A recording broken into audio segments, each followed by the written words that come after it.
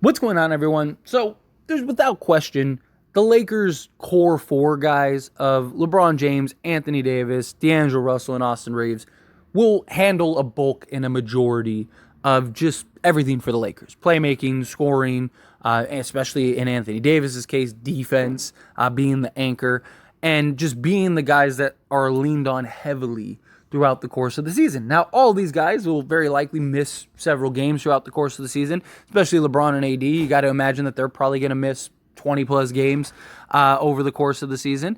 But in general, we've seen already, and yeah, it was one game, but it's what you wanted to see in that one game. The starting unit just absolutely dominating, right? Absolutely. I mean, so much so that they jumped out to a 19-point lead against the Brooklyn Nets. And then you look at Austin Reeves and his ability to just shoot the basketball as well as D'Lo. I mean, we've seen more of D'Lo and Anthony Davis, and D'Lo and Anthony Davis together have shown that the two of them alone with this roster are enough to probably carry us throughout the season. Right? Anthony Davis looks absolutely dominant, unstoppable, getting back to bubble AD. D'Lo looks like he's just he's heard all the noise of this offseason and absolutely just taking over and just killing it, right? And if those two can continue to play the way that we've seen them play, then yeah, them with the depth of this roster would be enough to carry us into the playoffs. Then you add in the fact that we have Austin Reeves, who basically can do all the same stuff. Go get you 20 plus at any given night. Go play and make, slightly better defender than D'Lo. Although D'Lo has looked very good defensively. I want to give him credit for that. He definitely deserves the credit for that. But, you add in the fact that Austin Reeves has been one of the most consistent players in the league. I mean, he went to Team USA, where he was supposed to be some guy that just was on the Lakers roster, or was on the roster because he was a Laker and didn't deserve it. And we heard all the noise. And he turned out, oh yeah, he's the best player on Team USA from every metric, right? And then, oh yeah, by the way, I forgot to mention, we have a guy named LeBron James who's still a top 10 player and arguably the greatest player ever, right? Stop. I mean, if these four guys play the way that we know that they could play, and AD is back to bubble AD, and D'Lo plays the way that we've seen D'Lo play, and with this roster and this you're not beating this team in a 7-game. You're just not. They're too big, too sizable. I don't care. I understand, Phoenix, they have Kevin Durant, Devin Booker, and Bradley Beal. They have to be able to stop and play defense too.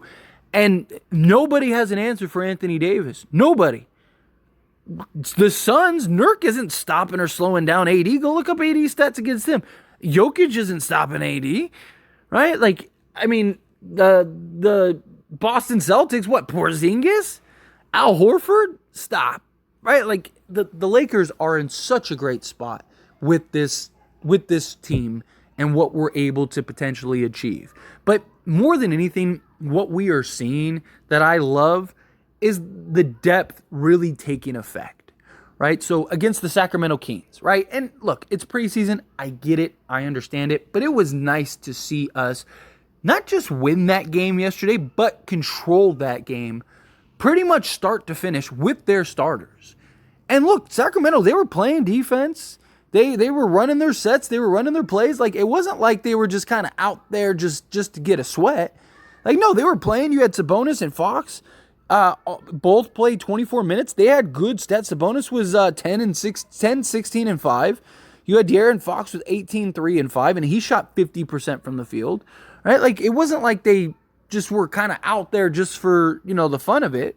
No, they were out there playing and competing. And the Lakers did an excellent job of controlling without their stars. Right? I mean, we had D'Angelo Russell, obviously, but even beyond D'Lo, right? Because D'Lo played 21 minutes. Everyone really did their part, right? Gabe Vincent stepped up huge and looked great. He got hot and gave you 18 points. Rui Hachimura continues to just have strong play and look good. Taurean Prince, after that first game, has completely turned it around, has just been fantastic for the Lakers, right? Jackson Hayes continues to thrive and being our, highest plus minus guy.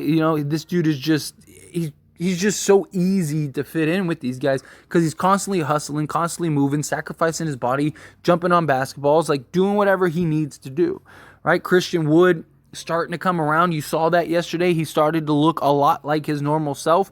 Gave you 13 points on 5 of 7 from the field, but he was physical, right? He was aggressive. He was taking it at the rim. He's been playing great defense, right? All of the things that you want to see, all of the things that you hope for from just this depth it's been A1, right? And again, I've talked about like that's the thing that separates us from all these other super teams, right? You look at a team like Phoenix, again, they're very top heavy and there's a lot of defensive concerns. So how do we beat them with all their firepower, right? You be the best defense team in the league and you have the depth to wear them down, right? Because Kevin Durant, as great as he is, he's only one guy, right? You throw, Vanderbilt, Rui, Wood, AD, LeBron, Cam Reddish, you just start throwing bodies at him. Again, he is only one guy, and he has to deal with fresh legs every other couple minutes. You start wearing people down over the course of a 7-game series. Same thing with Devin Booker, right? You throw a Taurean Prince, a Cam Reddish, Austin Reeves, Gabe Vincent, whomever.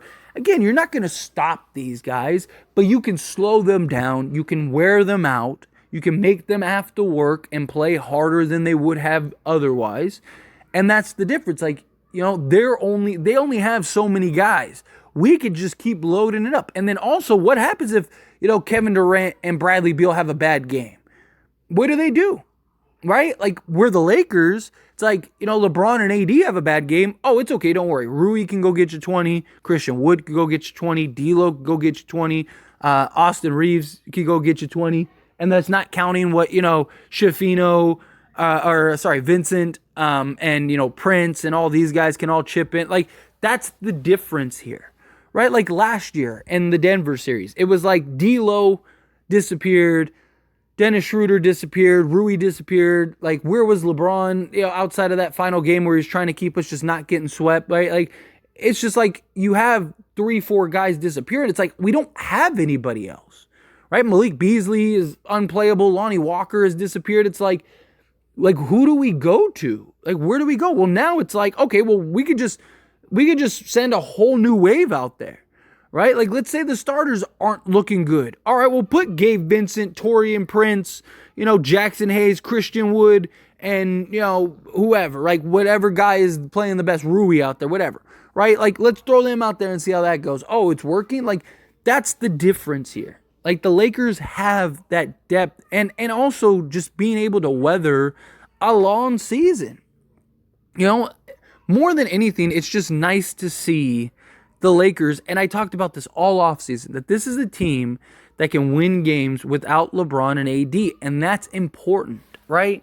That is very important because those two guys, hopefully not at the same time, but even if they do, I do believe that this is a team that could still win games. I'm not saying that they're without AD and LeBron, they're beating, Milwaukee or they're beating Boston or they're beating Phoenix or anything like that. But I do think that they could beat most of the teams. I think that they could beat some of the middle of the pack teams. I think they could beat even some of the good teams like us, Sacramento, right? I think that they can still get the job done and overcome some of these obstacles throughout the course of the season because they have that depth and that talent, right? Now, again, hopefully LeBron or AD are playing at all times. You have one of them. But, again, if you did want to give them both a break or you had to or, some nagging injury or something and you don't want to rush them back, you don't have to, right? And that's the key, right? You don't have to rush back LeBron. That was one of the problems is LeBron James, when he got hurt, they were talking he was done for the season. And he goes and he rushes back and comes back.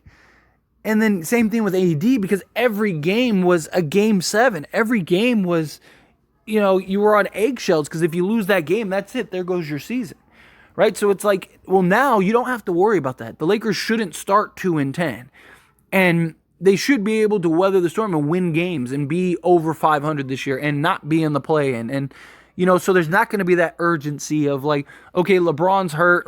Hey, you know what, Bron? take an extra day or two off. You know, I know you say you're good, but we want to make sure you're really good. Take a couple days off. You know, today's Monday. We'll let you play the game on Saturday or whatever, right? Like something like that. Like that is the difference. And that is what is very valuable for these Lakers. But anyway, as always, this is a discussion, so I pass the question on to you. Let me know your thoughts and opinions down in the comments below. What do you think? Do you agree?